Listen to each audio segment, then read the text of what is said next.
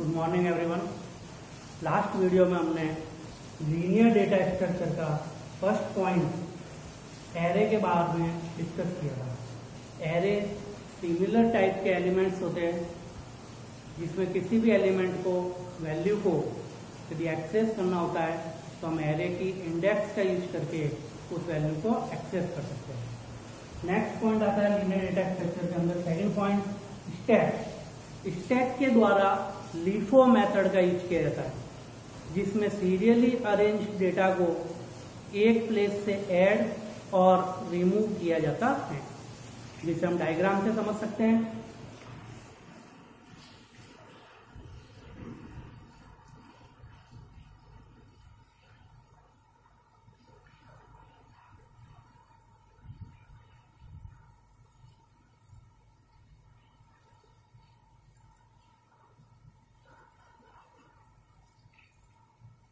Stack में LIFO method का use किया जाता है। लीफो की full form last in first out, मतलब जो एलिमेंट सबसे लास्ट में आएगा वह सबसे पहले यहाँ पर आउट होगा, जिसे अपन टेबल पर रखी प्लेट्स के एग्जाम्पल से भी इजीली समझ सकते हैं। अब लीफो मेथड का जब अपन यूज करते हैं स्टैक में, तो इसमें जो डेटा एलिमेंट्स होते हैं वो एक ही प्लेस से ऐड होंगे और एक ही प्लेस से रिमूव होंगे।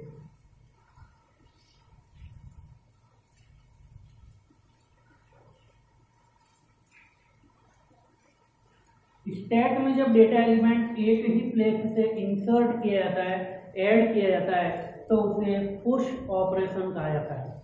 इसी प्रकार स्टैक में प्रेजेंट एलिमेंट को यदि रिमूव किया जाता है, अगर अपनी रिक्वायरमेंट नहीं है तो उस एलिमेंट को डिलीट किया जाता है, तो उस ऑपरेशन को पॉप ऑपरेशन कहा जाता है।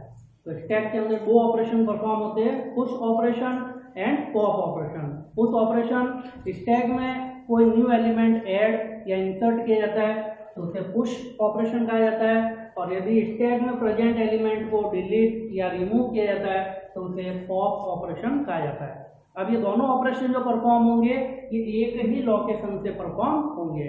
तो इसमें सबसे इंपॉर्टेंट चीज जो होती है, इसमें एक वेरिएबल का यूज किया जाता है जिसे कहा जाता है टॉस। स्टैक के अंदर एक वेरिएबल का यूज किया जाएगा जिसे टॉस कहा जाएगा। टॉस की full form top of stack, मतलब स्टैक के टॉप पर जो एलिमेंट होगा वहां से ही आपका डेटा इंसर्ट होगा और वहां से ही आपका डेटा क्या होगा, डिलीट होगा। फॉर एग्जांपल अपन स्टैक के अंदर कोई एलिमेंट इंसर्ट करना चाहते हैं जिसमें फर्स्ट एलिमेंट है आपका ए, तो अभी जो आपकी टॉस वैल्यू होगी वो यहाँ पर होगी, तो टॉस एम्प्टी है तो वहां पर स्टोर कर दिया जाएगा आपका ए, और जहां पर एलिमेंट स्टोर होता है उसको टॉस के द्वारा रिप्रेजेंट किया जाता है। तो ये आपका डेटा एलिमेंट क्या हो गया, इंसर्ट हो गया। इसके बाद अगर मैं बी इंसर्ट करना चाहता हूँ तो ए ऑलरेडी इंसर्ट हुआ है, तो टॉस पोजीशन वैल्यू को पहले क्या किया जाएगा, एक इंक्रीज किया जाएगा। तो टॉस पोजीशन जब आपकी एक इंक्रीज होगी तो ये टॉस यहाँ से बढ़कर आपका हो जाएगा टॉस प्लस 1, एक का इंक्रीमेंट होगा तो ये टॉस बढ़कर आपका क्या होगा, सेकंड लोकेशन पर आ जाएगा। तो अब आपका जो टॉस इंडिकेट करेगा ये आपके सेकंड पोजीशन को इंडिकेट करेगा जहाँ पर न्यू एलिमेंट को इंसर्ट किया जाएगा। तो अभी बताया मैंने, इसमें जो भी डेटा एलिमेंट्स होते हैं इसमें लीफो मेथड का यूज किया जाता है। लास्ट इन फर्स्ट आउट, जो सबसे लास्ट में आया है वो सबसे पहले क्या होगा, यहाँ से आउट होगा। फॉर एग्जाम्पल अब अपन ने इंसर्ट ऑपरेशन सक्सेसफुली कंप्लीट कर लिया है। इसमें भी यदि अपन कोई भी अब एलिमेंट डिलीट करना चाहते हैं तो वह आपका टॉस से ही डिलीट होगा। जैसा कि मैंने भी आपको बताया था, कोई भी एलिमेंट एक ही लोकेशन से ऐड होगा और उसी सेम लोकेशन से आपका क्या होगा, एलिमेंट डिलीट होगा।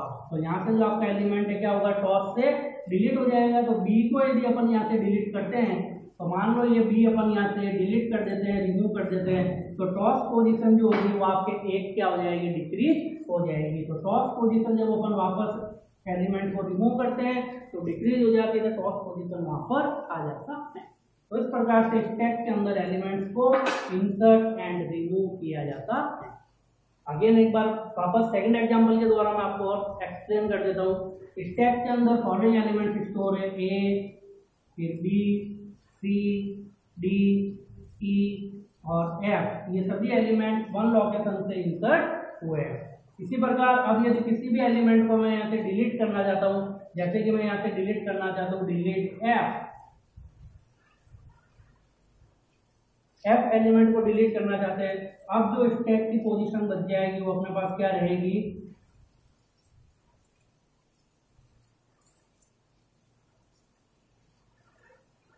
तो अभी मैंने आपको बताया था स्टैक में से जब किसी एलिमेंट को डिलीट कर दिया जाता है तो टॉप पोजीशन क्या हो जाती है आपकी, एक डिक्रीज हो जाती है। तो अब आपके जो एलिमेंट्स यहाँ पे स्टोर रहेंगे वो रहेंगे A B C D and E. तो अब आपका जो टॉप पोजीशन होगा वो कहाँ पे स्टोर रहेगा, आपका ई पर, क्योंकि कोई भी एलिमेंट अगर डिलीट हो जाता है तो टॉप पोजीशन को एक से डिक्रीज कर दिया जाता है। इस प्रकार डेटा स्ट्रक्चर के अंदर स्टैक का यूज किया जाता है। इसी प्रकार लीनियर डेटा स्ट्रक्चर के अंदर थर्ड पॉइंट आता है क्यू। क्यू में फीफो मेथड का यूज किया जाता है। फीफो की full form first in first out, जो सबसे पहले आएगा वो सबसे पहले जाएगा, जिसमें न्यू एलिमेंट को रियर पर और टेल पर ऐड किया जाता है तथा पहले से प्रेजेंट एलिमेंट जिसकी अपन को रिक्वायरमेंट नहीं है उसको फ्रंट से या हेड से डिलीट किया जाता है। इसको अपन एग्जांपल से इजीली समझ सकते हैं।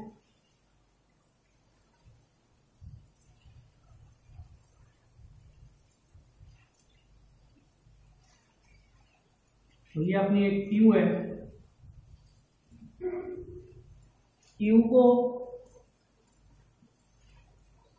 सिंगल क्यू के द्वारा रिप्रेजेंट किया जाता है, क्यू फॉर क्यू। इसमें फीफो मेथड का यूज किया जाएगा। तो फीफो मेथड का जब यूज किया जाता है तो इसमें दो पॉइंटर वेरिएबल का यूज किया जाता है। एक तो होता है आपका रियर पॉइंटर वेरिएबल और एक होता है आपका हेड पॉइंटर वेरिएबल। जो भी एलिमेंट आपका इंसर्ट होगा क्यू के अंदर वो हमेशा आपका रियर साइड से इंसर्ट होगा, जिसे अपन टेल भी कह सकते हैं। और जो भी एलिमेंट डिलीट होगा वो आपका हेड से डिलीट होगा, जिसे अपन फ्रंट कहते हैं। फॉर एग्जाम्पल, यदि अपन पैसेंजर विंडो टिकट पर कोई भी टिकट रिजर्व करवाने जाते हैं तो वहाँ पर पैसेंजर्स जो होते हैं वन बाय वन एक क्यू के अंदर इंसर्ट होते हैं। तो फर्स्ट पैसेंजर आया तो आपका क्यू में रियर से इंसर्ट होगा फर्स्ट। जैसे इंसर्ट हुआ तो कोई भी इसके आगे पैसेंजर लगा हुआ नहीं है तो मूव होता हुआ वन बाय वन मूव होता हुआ क्या होगा, आपका फर्स्ट पोजीशन पर आ जाएगा। इसी प्रकार इसके बाद सेकंड पैसेंजर आया तो अगेन वो क्या होगा, अभी बताया मैंने आपको क्यू के अंदर कोई भी न्यू एलिमेंट होता है वो रियर पर ऐड किया जाता है। सेकंड पैसेंजर आएगा वो यहाँ क्यू में लगेगा, इसके आगे कोई भी नहीं है तो वन बाय वन मूव होता हुआ ये सेकंड पोजीशन पर आ जाएगा। इसी प्रकार थर्ड पैसेंजर आया तो अगेन वो टेल पर इंसर्ट होगा, उस पोजीशन पर आएगा और वन बाय वन मूव करता हुआ थर्ड पोजीशन पर आ जाएगा। तो जितने भी क्यू के अंदर न्यू एलिमेंट आएंगे उसको रियर या टेल पर ऐड किया जाता है। इसी प्रकार रियर हेड और फ्रंट पर जो भी डेटा स्टोर है उसका वर्क कंप्लीट हो गया है, उसकी कोई रिक्वायरमेंट नहीं है तो आपका क्या होगा, हेड से डिलीट हो जाएगा। जैसे ही आपके फर्स्ट एलिमेंट का वर्क कंप्लीट हुआ तो यहाँ से आपका क्या हो जाएगा, डिलीट हो जाएगा। डिलीट हो गई आपका फर्स्ट एलिमेंट क्या होगा, आपका हेड या फ्रंट साइड से रिमूव हो जाएगा। तो जैसे ही आपका फर्स्ट एलिमेंट हेड या फ्रंट साइड से रिमूव हुआ तो remaining elements one by one क्या हो जाएंगे, एडजस्ट या मूव हो जाएंगे। तो ये सेकंड पैसेंजर जो है वो आपका यहाँ पर आ जाएगा और थर्ड वाला जो पैसेंजर है वो यहाँ पर आ जाएगा। और इसके पीछे अगर क्यू में आपके कोई भी एलिमेंट स्टोर है तो वन बाय वन शिफ्ट होते रहेंगे। इस प्रकार क्यू के अंदर ऑपरेशन को परफॉर्म किया जाता है। लीनियर लिंक लिस्ट के अंदर फोर्थ पॉइंट आता है लिंक लिस्ट। इसमें डेटा को सीरियली अरेंज करने के लिए पॉइंटर का यूज किया जाता है। इसमें प्रत्येक एलिमेंट अपने से नेक्स्ट एलिमेंट का एड्रेस स्टोर करके रखता है। इसे हम डायग्राम से इजीली समझ सकते हैं।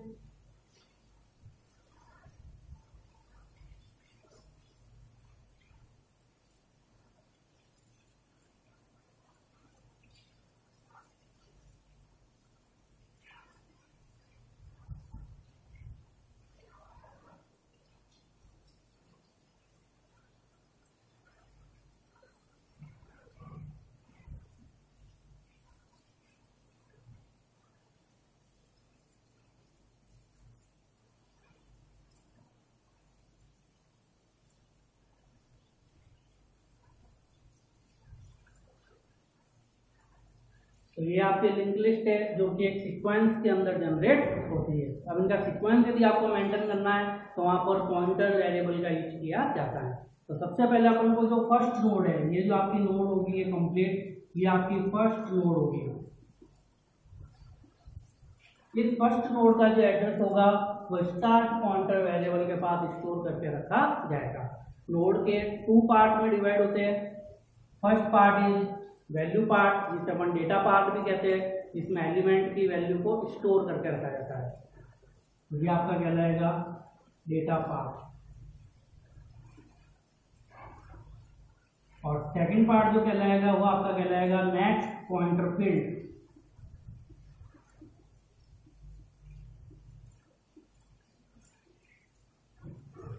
सेकंड पार्ट जो नोड का कहलाएगा वो आपका नेक्स्ट पॉइंटर फील्ड कहलाएगा। तो इस प्रकार नोड को 2 पार्ट में डिवाइड किया जाता है। First part data part, second part next pointer field part. First part जो डेटा पार्ट होगा उसमें डेटा या एलिमेंट या वैल्यू को स्टोर करके रखा जाता है। तो अपन इसके अंदर वैल्यू को स्टोर कर देंगे। अब अपन को एक नोड से क्या करना है, दूसरे नोड पर मूव होना है। अभी मैंने आपको बताया एक नोड से यदि दूसरे नोड पर मूव होना होता है तो वहां पर एक पॉइंटर वेरिएबल का यूज किया जाता है। पॉइंटर वेरिएबल अपने से नेक्स्ट नोड जो होती है उसके एड्रेस को स्टोर करके रखता है ताकि अपन एक नोड से दूसरी नोड पर मूव कर सकते हैं। तो ये आपका नेक्स्ट पॉइंटर फील्ड है। ये next pointer field pointer variable क्या करेगा, आपके नेक्स्ट नोड के एड्रेस को स्टोर करके रखेगा। तो इससे अपन क्या होंगे, फर्स्ट नोड से मूव करके अपन कहां पर आ जाएंगे, सेकंड नोड पर आ जाएंगे और वही वर्क परफॉर्म किया जाएगा जो अपन ने फर्स्ट नोड में किया था। अब सेकंड नोड का जो फर्स्ट पार्ट होगा वही आपका डेटा पार्ट, जिसमें एलिमेंट की वैल्यू को स्टोर करके रखा जाएगा। तो अब यहाँ पे वैल्यू स्टोर कर दी जाएगी 20। इसका second part next pointer field, ये अपने से नेक्स्ट नोड के एड्रेस को क्या करेगा, स्टोर करके रखेगा। तब अपन सेकंड नोड से मूव होकर कहां पर आ जाएंगे, थर्ड नोड या लास्ट नोड पर आ जाएंगे। वही जो अपन ने फर्स्ट और सेकंड नोड पर ऑपरेशन परफॉर्म किया है वही ऑपरेशन यहाँ पर भी परफॉर्म किया जाएगा, जिसमें थर्ड नोड का फर्स्ट पार्ट डेटा पार्ट कहलाता है, जिसमें एलिमेंट की वैल्यू को स्टोर करके रखा जाएगा और next part next pointer field कहलाता है। अगर किसी नोड के आगे कोई भी नोड प्रेजेंट नहीं है तो आपका कंप्यूटर किस प्रकार डिसीजन लेता है, इसके आगे कोई भी नोड नहीं है तो अपन क्या करते हैं, अगर जो नोड है वो आपकी फाइनल नोड है उसके आगे कोई भी नोड नहीं है तो नेक्स्ट पॉइंटर फील्ड के अंदर नल वैल्यू को स्टोर करके रखा जाता है। किसी नोड के आगे अगर कोई भी नोड प्रेजेंट नहीं है तो उसके नेक्स्ट पॉइंट फील्ड में नल वैल्यू को स्टोर करके रखा जाता है। नल वैल्यू रिप्रेजेंट करती है कि इस करंट नोड के आगे कोई भी नोड अवेलेबल नहीं है। तो इस प्रकार कंप्यूटर में लिंक लिस्ट को रिप्रेजेंट किया जाता है। तो इस प्रकार लीनियर डेटा स्ट्रक्चर के चारों पॉइंट कंप्लीट हो गए, array, stack, Q and link list. ये अपन इंट्रोडक्शन टाइप में यहाँ पर रीडिंग की है। अब अपन इसको आगे 1 बाय 1 जब अपन पढ़ेंगे तो इसको पूरा डिटेल में रीड करेंगे। नॉन प्रिमिटिव डेटा स्ट्रक्चर का first point linear data structure complete. अब अपन इसका सेकंड पॉइंट पढ़ेंगे, non linear data structure. Non linear data structure, इस टाइप के डेटा स्ट्रक्चर में स्टोर होने वाले एलिमेंट किसी फिक्स सीक्वेंस में नहीं होते हैं। इसमें हम 2 टाइप के एलिमेंट्स का यूज करते हैं, जिसमें नॉन लीनियर डेटा स्ट्रक्चर जो है 2 टाइप का होता है। First is tree, second is graph.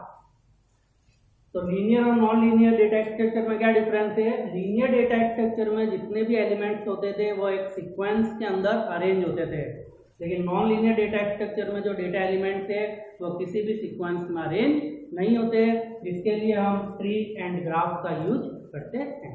तो नॉन लीनियर डेटा स्ट्रक्चर का फर्स्ट पॉइंट ट्री। जनरली आपने देखा ही होगा, अपन जब बाहर गार्डन वगैरह में कहाँ पे भी जाते हैं तो बहुत सारे ट्री लगे हुए रहते हैं, जिसके बारे में आप सभी को पता है। तो ट्री के द्वारा डेटा को हिरार्चिकल रिलेशनशिप में स्टोर किया जाता है। इसमें एलिमेंट के बीच में पेरेंट एंड चाइल्ड का रिलेशनशिप अवेलेबल होता है। इसे अपन डायग्राम से समझ सकते हैं।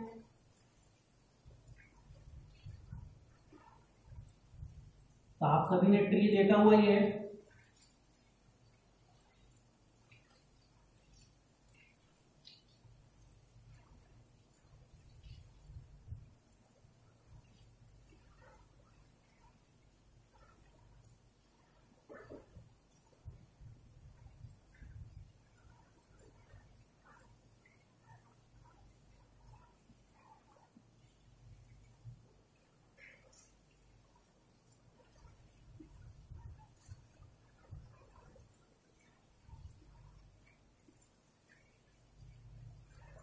ट्री में जितने भी डेटा एलिमेंट्स होंगे उनको हिरार्चिकल फॉर्म के रूप में क्या किया जाता है, रिप्रेजेंट किया जाता है। और इन एलिमेंट्स के बीच में जो रिलेशनशिप होता है वो parent and child relationship present होता है, जिसमें सबसे पहले आपका जो ए एलिमेंट है जिसको अपन क्या कह सकते हैं, रूट या पेरेंट नोड। ये पेरेंट नोड क्या होंगे, इन सभी चाइल्ड के पेरेंट होंगे जो इन सभी को क्या करेगी, रिलेशनशिप को रिप्रेजेंट करेगी। इसी प्रकार यदि अपन ए के नोड को मूव करते हैं सेकंड नोड पर आते हैं बी, तो B again parent node of D and E. D and E के लिए बी अगेन क्या होगी, आपके पेरेंट नोड होगी। इसी प्रकार नेक्स्ट पर आते हैं अपन डी एंड ई, तो D and E R child node, तो ये जो आपके कहलाएंगे ये आपके कहलाएंगे चाइल्ड नोड। इस प्रकार हिरार्चिकल रिलेशनशिप के रूप में या हिरार्चिकल फॉर्म में किसी भी एलिमेंट को रिप्रेजेंट किया जाता है तो आपका ट्री कहलाता है। इसमें डेटा एलिमेंट्स के बीच में पेरेंट एंड चाइल्ड का रिलेशनशिप एग्जिस्टिंग होता है। नॉन लीनियर डेटा स्ट्रक्चर का second point, graph. Non linear data structure का second point, graph. Vertex and edges से मिलकर जो डायग्राम क्रिएट होता है उसे ग्राफ कहा जाता है। जब किसी एलिमेंट का रिलेशनशिप अदर मैनी एलिमेंट्स से होता है तब हम ग्राफ का यूज करते हैं। इसमें कोई भी एलिमेंट कितने भी अदर एलिमेंट से रिलेशनशिप रख सकता है।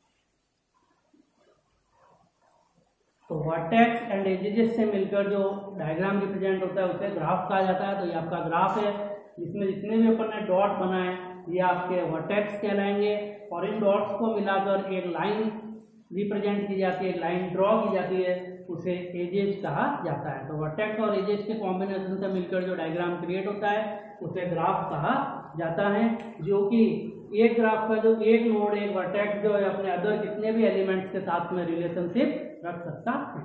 इस प्रकार डेटा स्ट्रक्चर का इंट्रोडक्शन पार्ट कंप्लीट हुआ, जिसमें डेटा स्ट्रक्चर टू टाइप का होता है, primitive data structure and non primitive data structure, जो कि अपन ने पूरा कंप्लीट डिस्प्ले कर लिया है। नॉन प्रीमिटिव भी टू टाइप का होता है, linear data structure and non linear data structure.